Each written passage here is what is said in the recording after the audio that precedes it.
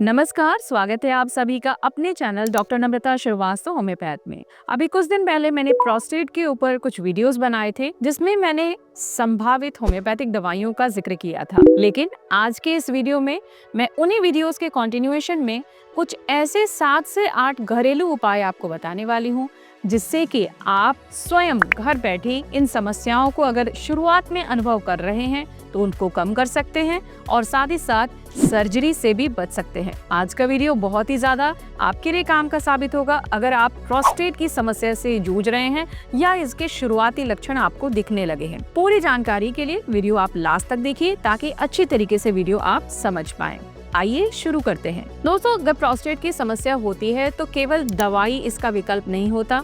बहुत सारे केसेस में दवा से और सर्जरी को करवाने से पहले आप कुछ घरेलू उपाय को जरूर ट्राई कीजिए और इनको अगर आप अपनी हैबिट में उतार लेते हैं तो निश्चित रूप से काफी हद तक सर्जरी से भी बच सकते हैं। इसी क्रम में पहला जो तरीका वो ये है कि शाम के समय में आप वाटर इनटेक कम कर दें, खास तौर से रात के 8 बजे के बाद तो और भी ज्यादा कम कर दें। अगर आपको प्यास लगे तो मात्र 1 या 2 घूंट पानी आप पिएं। ऐसा इसलिए क्योंकि रात में यानी शाम को जब आपका वाटर इनटेक अच्छा रहता है तो यूरिन का निर्माण ज्यादा होता है जिससे नॉक्टूरिया की प्रॉब्लम होती है और बार बार उठकर जाना पड़ता है। इसके अलावा महत्वपूर्ण ये है कि जो पानी आपको शाम में कम करना है उसको कॉम्पनसेट करते हुए यानी उसकी भरपाई करते हुए आपको दिन में पानी ज्यादा पीना है ताकि अगर आपको यूरिन जाना भी पड़े तो आपको कोई असुविधा ना हो। ऐसा करने से आप काफी हद तक अपनी ब्लैडर पे पड़ने वाले प्रेशर को, लोड को कम कर सकते हैं और रात में बार बार उठ के जाने वाली जो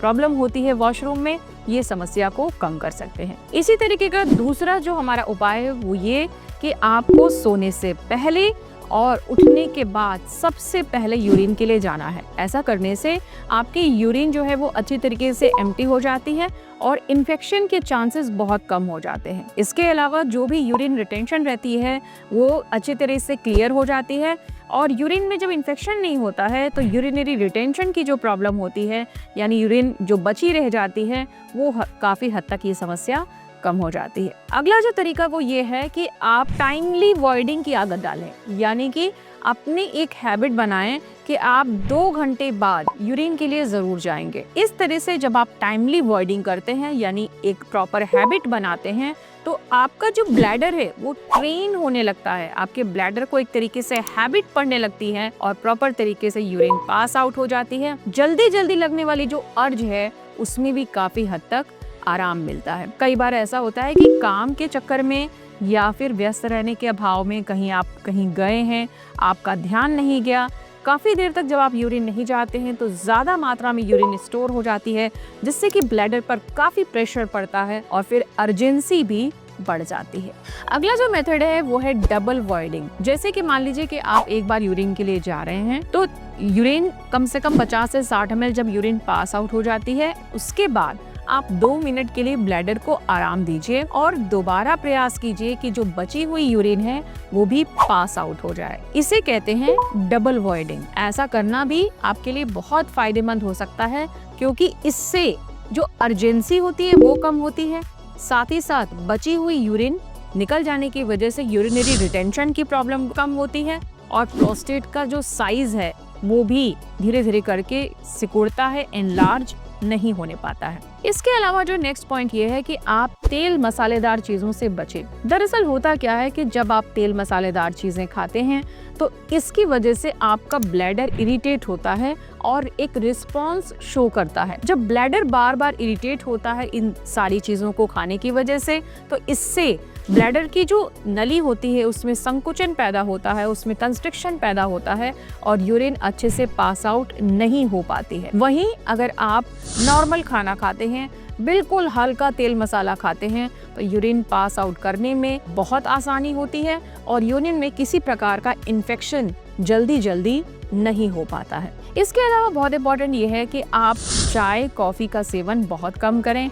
अगर अल्कोहल यूज़ करते हैं तो अल्कोहल का सेवन बिल्कुल छोड़ दें। दरअसल ये चीज़ें भी ब्लैडर को इरिटेट करती हैं। ब्लैडर की जो नलियाँ होती हैं, वैसोकंस्ट्रिक्टर जो सिस्टम होता है वहाँ पे, उसको ये इरिटेशन पैदा करती हैं जिससे कि आपको बार बार अर्जेंसी होती है। एक और बहुत ज़रूरी चीज़ ये है कि अगर आपको बार बार यूरिन की अर्ज आ रही है फर्ज कीजिए कि अगर आप 15 मिनट पहले यूरिन गए थे, लेकिन आपको बार बार अर्जेंसी हो रही है कि मुझे फिर से जाना है, तो इस अर्ज को आप कंट्रोल कीजिए। वैसे तो ये माना जाता है कि यूरिन की अर्ज को रोकना नहीं चाहिए, लेकिन अभी मात्र 15 मिनट पहले जब आप गए थे तो उतनी यूरिन का निर्माण नहीं हुआ रहता है। ये सिर्फ एक मेंटल ब्लॉक होता है, ये सिर्फ हमारे माइंड का एक खेल होता है जो हमें बार बार इरिटेट करता है कि हमें यूरिन के लिए जाना है। फर्ज कीजिए कि अगर आप इस अर्ज को कंट्रोल कर लेते हैं, कर्ब कर लेते हैं, तो धीरे धीरे करके आपका ब्लैडर ट्रेन होता है और जब आप ये टाइम बढ़ाते जाते हैं, 10 मिनट 15 मिनट आपने अर्ज को कंट्रोल किया, तो आप टाइमली वॉइडिंग की, जिसको मैंने पहली बार आपको बताया था कि टाइमली वॉइडिंग के लिए आप हैबिट डालें, ये चीज़ गोल अटेन करने में आपको आसानी होती है। तो आपको करना क्या है कि आपको जब भी अर्ज आए, आप यूरिन से अगर आए हैं 15-20 मिनट बाद, तो आपको उसे कंट्रोल करना है।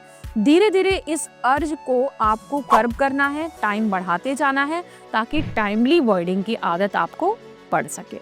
अगला जो महत्वपूर्ण पॉइंट ये है कि जब भी आपको सर्दी जुकाम खांसी हो तो आप किसी भी तरीके की ज़्यादा दवाइयों से बचें, एंटीबायोटिक से बचें, क्योंकि इससे भी यूरिनरी रिटेंशन होते हैं और कई बार तो खांसी का सिरप वगैरह लेने से कैथेटर लगाने की भी नौबत आ जाती है। कोशिश करें कि जब आपको सर्दी जुकाम खांसी हो तो आप होम रेमेडीज ट्राई करें, रेस्ट करें, इससे कि आपका ब्लैडर फालतू में इरिटेट ना हो, उसमें वैसो कंस्ट्रिक्शन ना हो, जिससे कि यूरिन पास नहीं हो पाती है। तो इसलिए आपको सर्दी जुकाम में अपनी बॉडी को समझना है। अगर आपको प्रोस्टेट की समस्या के लक्षण लग रहे हैं तो आपको ज़्यादा दवाइयों के सेवन से बचना है और थोड़ी बहुत दवाइयों से काम चला लीजिए और होम रेमेडीज पे ध्यान दीजिए, जिससे कि आप उस सर्दी जुकाम के इन्फेक्शन से बाहर निकल आएं। Last but not the least, ये बहुत ज़रूरी है कि आप मौसम के अनुरूप अपनी बॉडी को ढालने का प्रयास करें। जैसे कि मान लीजिए कि अपनी बॉडी को बहुत ज़्यादा ठंडा होने से बचाएं। फर्ज कीजिए कि अगर आप एसी में रहते हैं तो आप बहुत ज़्यादा एसी के टेम्परेचर को डाउन ना कर दें, जिसकी वजह से एकदम आपकी बॉडी ठंडी होने लगे। ऐसा कई बार होता है कि रात में लोग बहुत लो टेम्परेचर पर एसी को कर देते हैं, जिससे कि बॉडी एकदम ठंडी हो जाती है और बार बार यूरिन के लिए जाना पड़ता है। इसी तरीके से अगर आप ठंड का मौसम है तो अपनी बॉडी को वार्म रखिए। जब आप अपनी बॉडी को वार्म रखते हैं और टेम्परेचर के हिसाब से, जो वातावरण का जो टेम्परेचर है उसके हिसाब से अपनी बॉडी को एडजस्ट करके चलते हैं, तो भी आपका जो ब्लैडर है वो इरिटेट नहीं होता है और अच्छे तरीके से आपका जो यूरिन है पास आउट होता है और प्रोस्टेट का साइज नहीं बढ़ने पाता है। तो ये थी कुछ आसान सी तरीके, आसान से नुस्खे जिसको आप ट्राई कर सकते हैं। अगर आप प्रोस्टेट के लक्षण आपको दिख रहे हैं या प्रारंभिक रिपोर्ट्स में ऐसा आ रहा है तो इन उपायों को आप जरूर ट्राई कीजिए एंड मुझे पूरी उम्मीद है कि इससे आपको जरूर फायदा मिलेगा। और इसके बाद अगर आपको लगता है कि नहीं, इन सारी चीजों को करने के बाद आपको कोई प्रॉब्लम हो रही है, तो उस स्थिति में आप डॉक्टर की सलाह लेना ना भूलें। तो उम्मीद करती हूँ आज का वीडियो आपको जरूर पसंद आया होगा। अच्छा लगा हो तो जरूर वीडियो को लाइक कीजिएगा, फ्रेंड्स और फैमिली में शेयर कीजिएगा और ऐसी ही अच्छी सी काम की जानकारी लेकर फिर आपसे मिलूंगी। तब तक के लिए धन्यवाद।